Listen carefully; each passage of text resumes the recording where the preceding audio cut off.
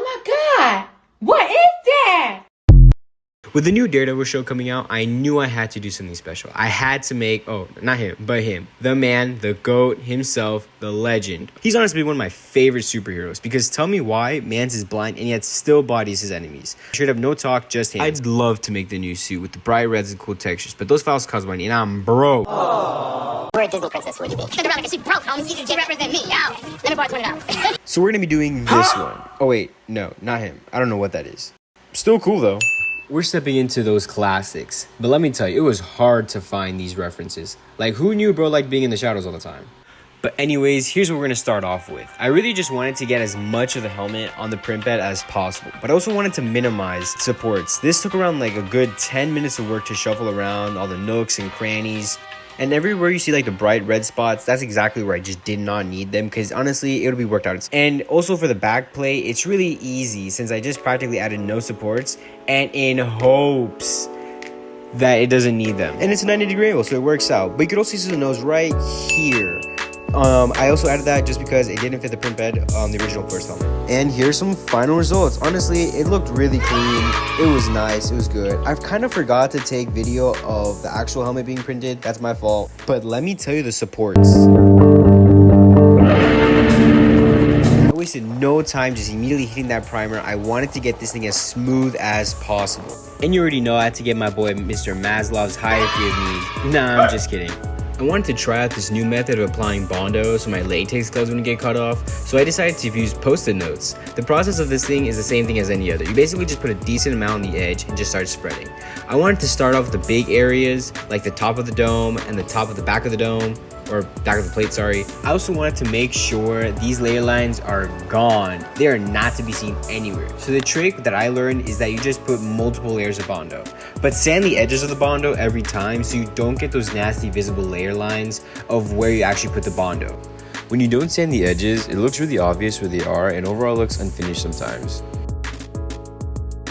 And with a quick scene change, I decided to use a toothpick to take out all the little primer that's filled up the little lines because we need to conserve and save as much of the detail as possible that we have on this helmet because oh my gosh, is this such a simple helmet. It's good nonetheless, but it's really good to just add as much of the details as possible.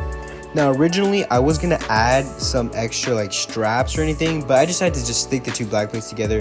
I really honestly saw that it fits my head, so I might as well just run with it and just connect the two. I wasn't unsure, and it kind of affected the end like production of the helmet, but it's honestly alright.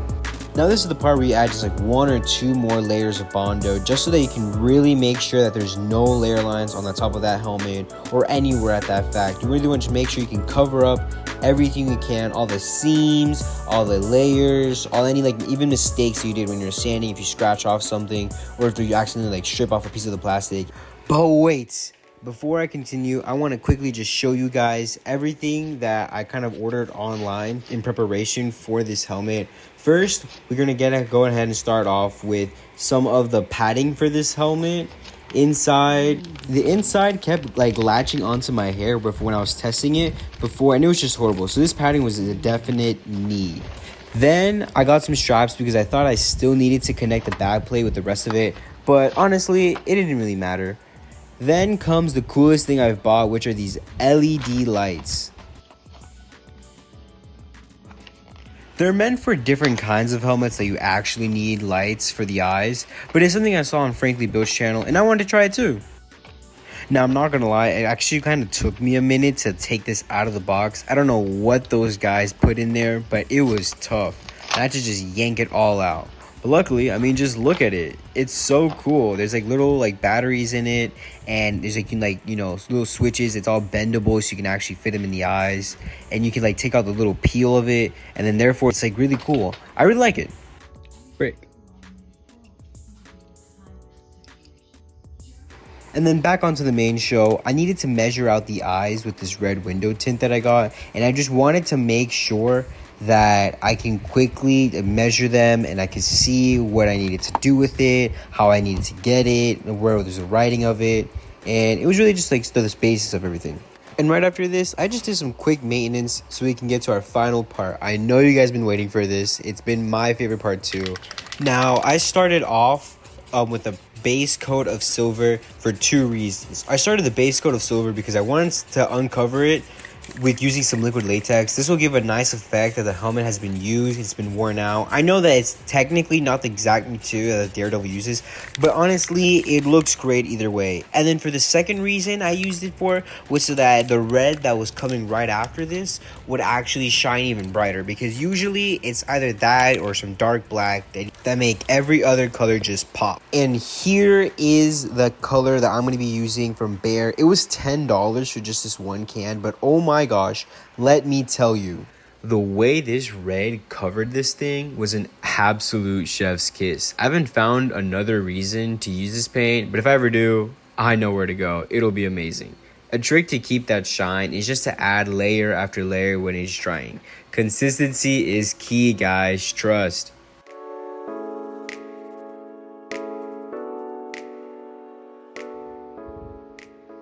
And now my second favorite part of this process, the simple hand painting. I needed to get those easy black lines, and I looked through a lot of different reference photos to see which lines were actually black, and I think it came across really well. All you really need is some black acrylic paint. It sticks really well, and if you mess up, you can just use a wet cotton ball to clean any smudges. But don't worry, I'll let you guys just watch one of the most peaceful processes of this entire thing. Peeling the liquid latex, hand painting some lines, and adding that used black wash to give a nice weathering look. Just check it out.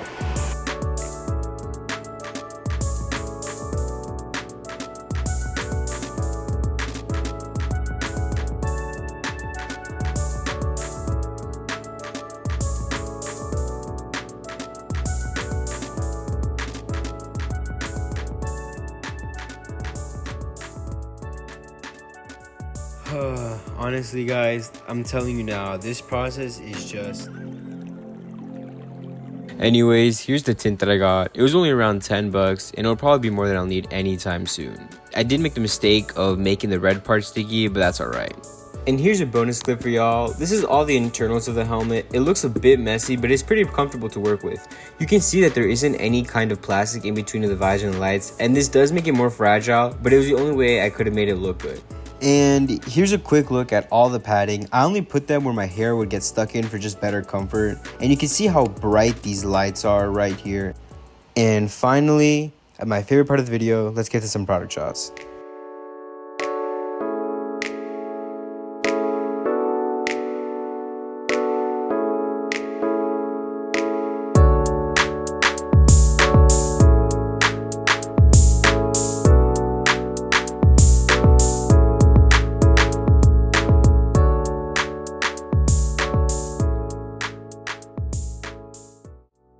Thank you so much for watching this video. I know I'm a little late to the party, but I'm here nonetheless. If you've reached to the end of this video, comment down below who I should make next. I've got a ton of ideas for you guys. So subscribe as the official day ones of this channel. I'd love if we can get just 1 subscriber off of this video. If you guys ever want a helmet of your own, just DM me on Insta and let me know. I'll link it all down below. I hope you guys have a wonderful day and hope to see you in the next video. Peace.